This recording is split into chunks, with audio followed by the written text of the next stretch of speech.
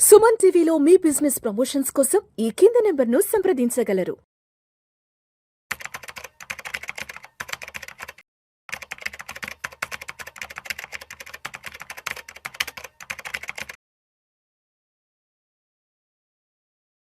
Salmon గారు నమస్తే sir. నమస్తే అండి విష్ణు గారు. సాల్మన్ గారు, ఈ వీడియోలో ఒక్కసారి Indian economy versus investment returns గురించి మాట్లాడుకుందాం.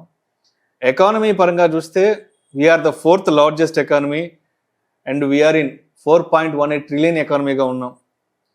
అంటే ఎకానమీ పరంగా చాలా చాలా స్ట్రాంగ్గా ఉన్నాం, చాలా మంచి వృద్ధి రేటు సాధిస్తున్నాము. ఇది ఒకవైపు అయితే, ఇన్వెస్ట్మెంట్స్ పరంగా చూస్తే మనం పెట్టిన పెట్టుబడుల మీద ఇన్వెస్ట్మెంట్ రిటర్న్స్ లాస్ట్ 2 years నుంచి నెగిటివ్గా ఉన్నాయి. సో ఎందుకు ఇలా జరుగుతుందంటారు? అంటే ఎకానమీ గ్రోత్ రేట్ మాత్రం చాలా చాలా బాగుంది కదా. మరి ఇప్పుడు నెక్స్ట్ ఒక 5 to 10 yearsకో, ఒక 15 yearsకో, అప్పటి వరకు మనం ఎకానమీని దృష్టిలో పెట్టుకొని ఇన్వెస్ట్మెంట్స్ కనుక చేసుకుంటే రాబోయే రోజుల్లో ఎకానమిక్ గ్రోత్లో మనం కానీ పార్టిసిపేట్ చేయగలిగితే ఎటువంటి రిటర్న్స్ మనం చేతికి తీసుకునే అవకాశం ఉందంటారు? మంచి టాపిక్ రైజ్ చేశారండి విష్ణు గారు. చూడండి, లాస్ట్ 2 years మన మన యొక్క మార్కెట్స్లో రిటర్న్స్ లేవు, వాస్తవం అది. కానీ గత 79లో సెన్సెక్స్ స్టార్ట్ అయింది, ఈరోజు 77,000, 100 పాయింట్ల దగ్గర స్టార్ట్ అయిన సెన్సెక్స్ ఈరోజు 77,000. ఎన్ని ఒడిదుడుకులున్నా 12 to 14% కాంపౌండెడ్గా గ్రో అయినాయి. సో ఎకానమీ గ్రో అవుతుంది, మార్కెట్స్, ఫినాన్షియల్ మార్కెట్స్ ఎలా గ్రో అవుతున్నాయి చూడండి. మనకి ఇప్పుడు యాక్చువల్గా గత 75-100 years నుంచి ప్రపంచ మార్కెట్స్, 75 years బ్యాక్ ప్రపంచ యొక్క జీడిపి $1 trillion, $1 trillion. ఈరోజు 117 trillion. అంటే 117 రెట్లు, 75 yearsలో 117 రెట్లు జీడిపి బూస్ట్ అయింది ప్రపంచవ్యాప్తంగా. ఓకేనండి, 5%తో గ్రో అవుతుంది. అయితే ఫినాన్షియల్ మార్కెట్స్ అంటే క్యాపిటల్ మార్కెట్స్, స్టాక్ మార్కెట్స్, ప్రపంచ స్టాక్ మార్కెట్స్ మాత్రం కరెక్ట్గా 1950 ఆ టైంలో 200 billion, కానీ ఈరోజు 147 trillion. జీడిపి ఏమో 117 రెట్లు పెరిగితే క్యాపిటల్ మార్కెట్స్ 700 రెట్లు పెరిగాయి. 700 అంటే జీడిపి కంటే క్యాపిటల్ మార్కెట్, స్టాక్ మార్కెట్స్ హ్యూజ్గా పెరుగుతున్నాయి. అంటే క్యాపిటల్ మార్కెట్స్ పెరుగుతున్నాయి అంటే అర్థం ఏమిటంటే ఇన్వెస్టర్స్ సంపద పెరుగుతుంది.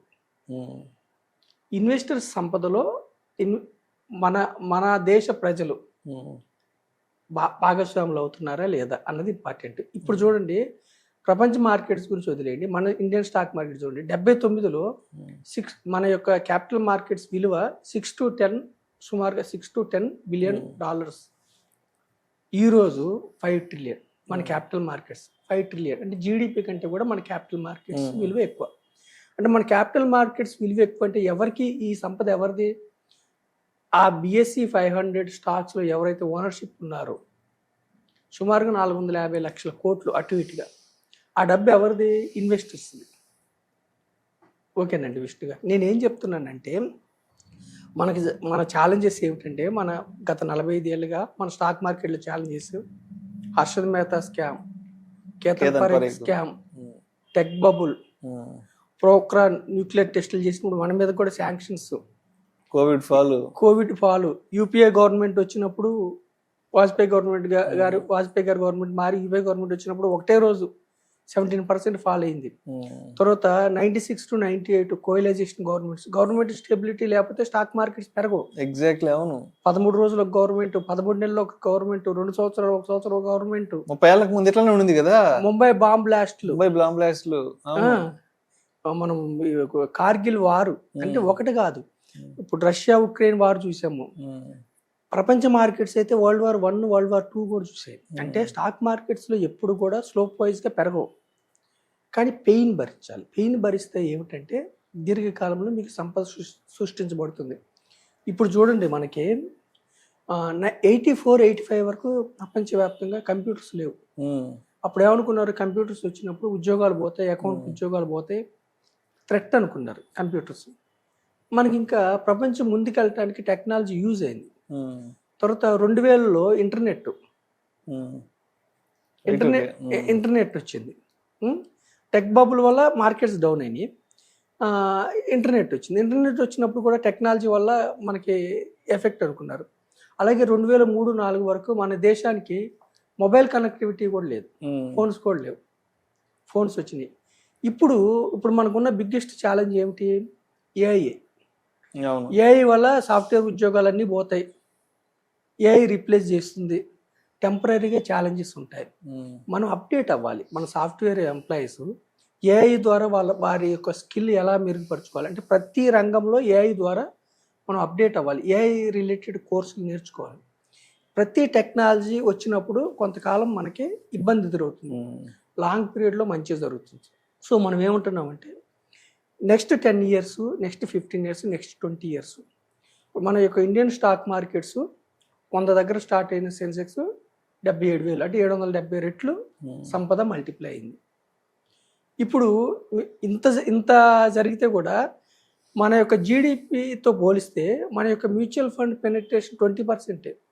ఇప్పుడిప్పుడే మన యొక్క ప్రజల మైండ్ సెట్ సేవింగ్స్ నుంచి, రియల్ ఎస్టేట్ నుంచి, గోల్డ్ నుంచి, సంప్రదాయబద్ధమైన ఇన్వెస్ట్మెంట్స్, సంప్రదాయబద్ధమైన వాటి నుంచి ఫినాన్షియల్ మార్కెట్స్ వైపు వస్తున్నారు.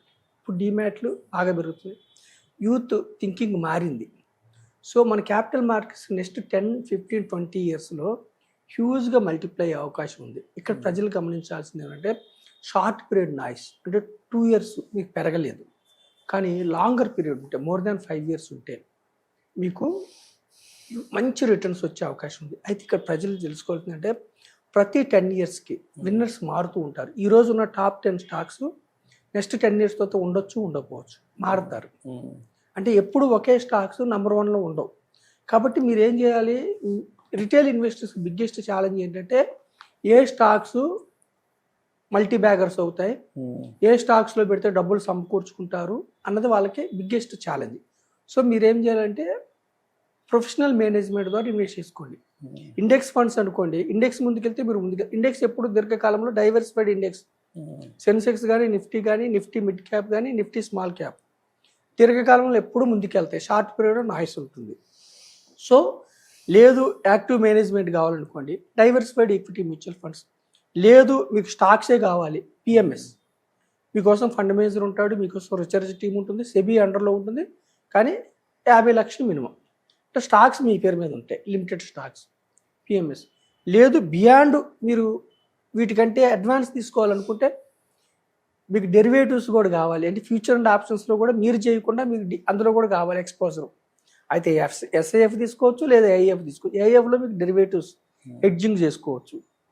అలాగే ప్రైవేట్ ఈక్విటీస్లోకి అంటే లిస్టింగ్ అయిన తర్వాత మీరు స్టాక్స్లోకి వస్తున్నారు. లిస్టింగ్ కాకముందే మీరు కంపెనీస్ని పట్టుకోవాలనుకోండి, ప్రైవేట్ ఈక్విటీలోకి వెళ్ళొచ్చు. లేదు స్టార్టప్స్లో, ఇప్పుడు జొమాటో లాంటివి ఒకప్పుడు స్టార్టప్స్లోకి మీకు వెళ్ళాలనుకోండి, వెంచర్ క్యాపిటల్ ఫండ్స్. సో ఇక్కడ ఏమిటంటే క్యాపిటల్ మార్కెట్స్ ప్రూవెన్ ఏమిటంటే గత 75-100 ఏళ్ళ నుంచి హ్యూజ్గా మల్టిప్లై అయింది. అది ప్రూవెన్. నెక్స్ట్ 10, 15, 20 years మన దేశంలో విపరీతంగా మల్టిప్లై కాబోతుంది మన క్యాపిటల్ మార్కెట్స్. సో యూత్కి మనం ఇచ్చే సందేశం ఏమిటంటే ట్రేడింగ్ వైపు కాకుండా మీరు ఇన్వెస్ట్మెంట్ వైపు ఉంటే, అది కూడా మీరు ఒకే కంపెనీ కాకుండా, పెన్నీ స్టాక్స్ కాకుండా మీరు డైవర్సిఫైడ్ మ్యూచువల్ ఫండ్స్ కానీ, ఇండెక్స్ ఫండ్స్ కానీ, ఈటీఎఫ్లు కానీ, లేదంటే పిఎంఎస్ కానీ ప్రొఫెషనల్గా మేనేజ్ చేసుకుంటే, లాంగర్ పీరియడ్ మీరు చూసుకుంటే మన యొక్క ఫైనాన్షియల్ మార్కెట్స్ హ్యూజ్గా మల్టిప్లై అయ్యే అవకాశం ఉంది. బిగ్గెస్ట్ ఆపర్చునిటీ ఉంది. బట్ అర్థం చేసుకోవాల్సింది ఏంటంటే షార్ట్ పీరియడ్ రిస్క్ ఉంటుంది. కాబట్టి మన యొక్క ఫైనాన్షియల్ మార్కెట్స్లో ఏఐ వల్ల సాఫ్ట్వేర్ కంపెనీస్, సాఫ్ట్వేర్ ఇండెక్స్ ఇప్పుడు పడిపోయినా కానీ ఫ్యూచర్లో బ్రాడర్గా మన యొక్క మార్కెట్స్ హ్యూజ్గా మల్టిప్లై అయ్యే అవకాశం ఉంది. అందరికీ కార్లు లేవండి, అందరికీ ఏసీలు లేవు. ఈ రోజు కూడా తలసరి ఆదాయం విపరీతంగా బూస్ట్ అయ్యే అవకాశం ఉంది. యూత్ పాపులేషన్ ఎక్కువ. నెక్స్ట్ 20 years యూత్ అంతా జాబులు చేస్తారంటే వీళ్ళంతా డిపెండెంట్స్ తక్కువ. సో 6.9%తో మన జీడిపి గ్రో అవుతుంది. ఏ దేశం కూడా ప్రపంచవ్యాప్తంగా ఇంత జీడిపితో ముందుకెళ్ళట్లేదు. ఈ short period noise, Israel, Iran, America యుద్ధం కొన్ని రోజులతో ఆగిపోతుంది.